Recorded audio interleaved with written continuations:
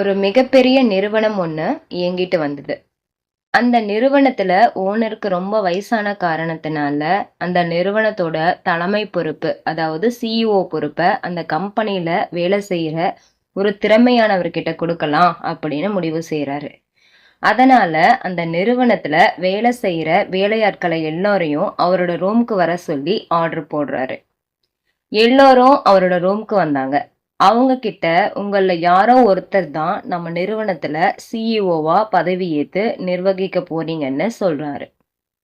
அதனால உங்க எல்லோருக்கும் ஒரு காம்படிஷன் நடத்த போறேன்னு சொல்றாரு. அதுல யாரு வின் பண்றீங்களோ அவங்க தான் நம்ம கம்பெனியோட அடுத்த சிஇஓன்னு சொல்றாரு.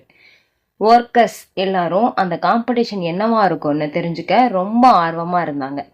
அந்த கம்பெனி ஓனர் எல்லாரையும் பார்த்து இப்படி சொல்றாரு, என்னோட கையில கொஞ்சம் விதை இருக்கு, அதை நான் ஆளுக்கொன்னா தரப்போறேன். இந்த விதைகளை நீங்க எடுத்துட்டு போகணும். உங்க வீட்டுல இருக்கிற மண் தொட்டியில வச்சு நடுங்க. தண்ணி ஊத்தி உரமெல்லாம் போட்டு நல்லா வளர்க்கணும். யாரு செடிய ரொம்ப நல்லா வளர்த்துருக்கீங்கன்னு அடுத்த வருஷம் வந்து காமிக்கணும்னு. யாரு செடிய நல்லா வளர்த்து இருக்கீங்களோ அவங்க தான் அந்த கம்பெனியோட சிஇஓன்னு சொல்றாரு. ஒரு வழியா 6 மாசம் ஓடிடுச்சு. ஆனா பாபுவோட தொட்டியில இருக்கிற செடி முளைக்கவே இல்லை. ஒருவேளை நான் தான் அந்த விதைய வீணாக்கிட்டணும்னு புலம்பிட்டு இருந்தான். ஆனா தினமும் அந்த செடிக்கு தண்ணி ஊத்துறத மட்டும் நிறுத்தவே இல்லை. இந்த மண் தொட்டியில செடி வளரவே இல்லைங்கிற விஷயத்த யார்கிட்டயுமே சொல்லல. இப்படியே 1 வருஷம் முடிஞ்சிருச்சு. எல்லா ஒர்க்கர்ஸையும் செடிய ஓனர்கிட்ட காட்டுறதுக்காக கொண்டு வந்தாங்க. பாபு செடியே இல்லாத இந்த காலியான மண் தொட்டியை கொண்டு போக மாட்டேன்னு ஒய்ஃப் கிட்ட சொன்னான். பாபுவை அவனோட ஒய்ஃப் சமாதானப்படுத்தினான். நீங்க 1 வருஷமா உங்க ஓனர் சொன்ன மாதிரியே செஞ்சிருக்கீங்க, ஆனா அந்த செடி முளைக்கவே இல்லை. இதுக்கு நீங்க என்ன செய்ய முடியும்? நீங்க நேர்மையா நடந்திருக்கீங்க. உங்க ஓனர்கிட்ட இந்த தொட்டியை கொண்டு போய் காட்டுங்கன்னு சொன்னான். பாபுவும் செடியே இல்லாத அந்த மண் தொட்டியை எடுத்துட்டு போனான். எல்லோரோட தொட்டியும் பார்த்தான். விதவிதமான செடிகளும் ஒவ்வொன்றும் நல்ல உயரத்துல இருந்தது. இவனோட தொட்டியை பார்த்த எல்லாருமே சிரிச்சாங்க. அந்த கம்பெனி ஓனர் எல்லாரையும் தன்னோட ரூம்க்கு செடியை எடுத்துட்டு வர சொன்னாரு. எல்லா செடியும் பார்த்துட்டு சொன்னாரு, எல்லா ஒர்க்கர்ஸும் நல்ல செடியை வளர்த்துட்டு இருக்கீங்கன்னு. உங்கள இருந்து ஒருத்தர் தான் இன்னைக்கு நம்மளோட கம்பெனி சிஇஓ பொறுப்பை ஏத்துக்க போறீங்கன்னு சொன்னாரு. எல்லோரோட செடியும் பார்த்துட்டே போனாரு.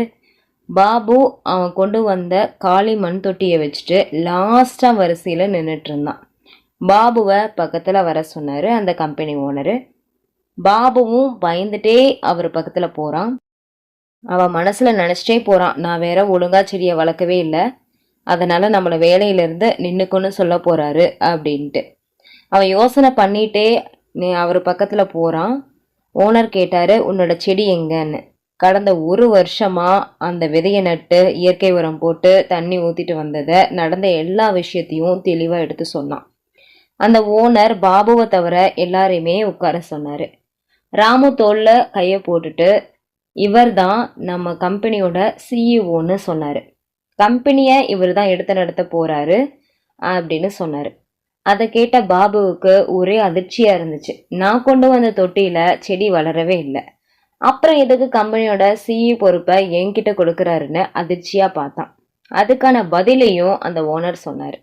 கடந்த வருஷம் நான் உங்ககிட்ட எல்லார்கிட்டையும் கொடுத்த விதைகள் எல்லாமே சுடு தண்ணியில அவிக்கப்பட்ட விதைகள். அது ஒரு நாளுமே முளைக்காது. உங்க எல்லாருக்கும் நான் கொடுத்த விதை எல்லாமே முளைக்காம இருந்திருக்கும்.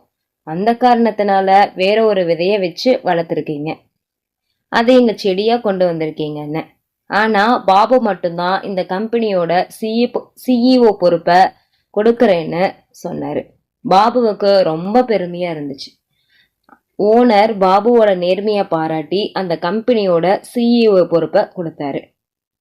இதுல இருந்து என்ன தெரியுதுன்னா, நாம சொல்ற சொல்லும் பயணம் பண்ற வழியும் நேர்மையா இருந்தா சக்சஸ் அப்படிங்கிறது நம்மள தேடி வரும்.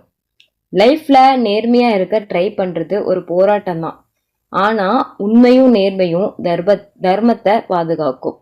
நேர்மை ஒருபோதும் வீண் போகாது. லைஃப்ல நேர்மை தவறாம கடைபிடிச்சு வாழ்றப்போ பணம் பதவி எல்லாமே நம்மளை தேடி வரும். அடுத்த பதிவுல உங்களை சந்திக்கிறேன். அது வரைக்கும் உங்களிடம் விடைபெறுவது கிருத்திகா. நன்றி, வணக்கம்.